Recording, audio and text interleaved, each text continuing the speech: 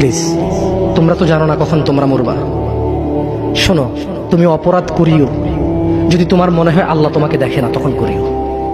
তুমি অপরাধ করিও যদি তোমার মনে হয় আল্লাহ তোমাকে জিজ্ঞেস করবে না, তুমি নিশ্চিত বেঁচে যাবা। তুমি অপরাধ করিও যদি তোমার মনে হয় যে আল্লাহ তোমার জন্য জাহান্নাম নির্ধারণ করবে, আর তুমি আল্লাহকে বলবা আল্লাহ আপনি বললেই হবে না কেন জাহান্নামে যাবো। যদি এই ক্ষমতার অধিকারী হও তাহলে তুমি অপরাধ করিও। তোমাকে বলি, ইয়া মহিলা, মা, বোন, চাচা, চাচি, নামাজ ছাড়া মানুষ মুসলমান থাকে না। ওয়াল্লাহি আমি বলছি না কোথায় বাঁধবেন, তর্ক পরে। আমি বলছি আপনি নামাজটা স্টার্ট করেন। আমি বলছি না যে তারা ওই 20 রাকাত পড়বেন না 8 রাকাত পড়বেন। আমি বলছি যে আপনি পড়েন, 2 রাকাত হইলেও পড়েন। আমি বলছি যে আপনি ঈশান নামাজ 15 রাকাত দরকার নেই, আপনি শুধু 4 পড়েন। আমি কি বলছি সুন্নত বাদ দিতে? আমি বলছি যে তুমি পড়ছো না, শোনো, ভয় পেও না, ঈশান নামাজ 15 রাকাত তোমার উপরে ফরজ নয়। আমি তোমাকে না করছি না 15 রাকাত পড়তে। আমি বলছি যে তুমি নামাজই পড়ো না, 4 পড়ো। এই 4 রাকাত ঈশা না পড়লে তুমি মুসলিম নও। 3 রাকাত মাগরিব না পড়লে তুমি মুসলিম নও। 4 রাকাত আসর না পড়লে তুমি মুসলিম নও। দেখো, আমাকে দোষ দিও না। বুখারী খোলো, সালাত অধ্যায়ে যাও, আযান অধ্যায়ে যাও। আল্লাহর নবী বলেছে তারা ওরা কাফির, ওরা মুশরিক, ওদের আর আমি মুহাম্মদুর রাসূলুল্লাহ সাল্লাল্লাহু আলাইহি ওয়াসাল্লামের উম্মতের মধ্যে পার্থক্য হচ্ছে নামাজ। ও সাহাবা, ও উম্মত, তুমি চিনবা মুহাম্মদের উম্মতকে সাল্লাল্লাহু আলাইহি ওয়াসাল্লাম। ও আমার উম্মত, তুমি কি আমার উম্মতকে চিনতে চাও? শোনো, তারা যারা আমার উম্মত না, আর এরা যারা আমার উম্মত। ওটা আমার উম্মত যারা নামাজ পড়ে না, আমার উম্মত। তুমি আল্লাহর নবীর উম্মত ছাড়া কিভাবে মুসলমান হবা? তোমাকে আমি বলি, নামাজটা ছাড়ি প্লিজ। তুমি যে যে অপরাধে লিপ্ত আছো ছেড়ে দাও, চেষ্টা করো, কিন্তু নামাজটাকে তুমি এখন থেকে করবা। তোমার ফজর মিস হওয়া চাই না। তুমি যদি সারা জীবন নামাজ না পড়ো, আমার যায় আসে না। তুমি যদি সারা জীবন নামাজ পড়ো, আমার কিছু লাভ আছে।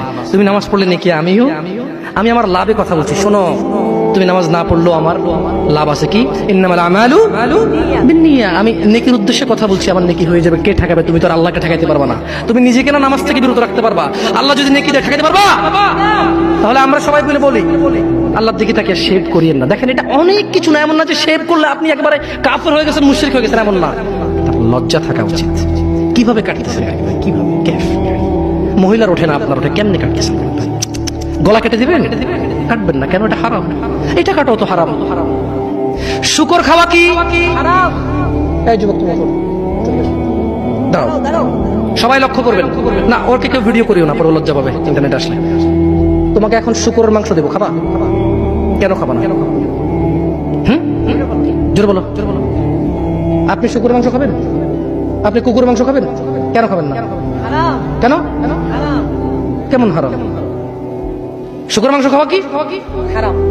এই এখানে তাহলে আর বলছি না, কেউ কি রাজি হবে তার বোনের সাথে জানা করতে? কেন? কেন? কেন? কেন? তো নামাজ না পড়া কি?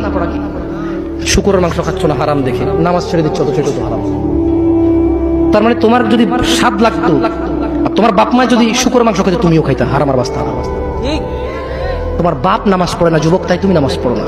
তোমার বাপে ভাত খায়, তাই তুমি ভাত খাও। পাকিস্তানের রুটি খায়, তাই ওরা রুটি খায়। চাইনিজের এইভাবে লাঠি দিয়ে খায়, ওরা লাঠি দিয়ে খায়। শোনো, তুমি বলতে চাচ্ছ তুমি শুকর খাও না কারণ এটা হারাম, তুমি মিথ্যু। তুমি একটা চরম মিথ্যাবাদী, ধোঁকাবাজ। তুমি বলছো তুমি শুকর খাও না, এটা হারাম না? তাহলে তুমি নামাজ না পড়ো তো হারাম, তুমি কেন কেমনে ছেড়ে দিচ্ছ? এই যুবক, তোমাকে যদি বলে ন্যাংটা হয়ে হাঁটো, হাঁটবা? কেন? কেন? কেন? ন্যাংটা হয়ে কেন হাঁটবা না? কি নোংরা কাজ? নামাজ পড়ো না, তোমার শরম লাগে না? শুকরের মদ কি রাস্তায় হেঁটে মদ খেতে পারবে? কার সাহস আছে? এখানে সাহসের অভাব নেই। বাপরে বাপ, এই কথা বলে আবার কারো সাহস জায়গা দিতে চাই না।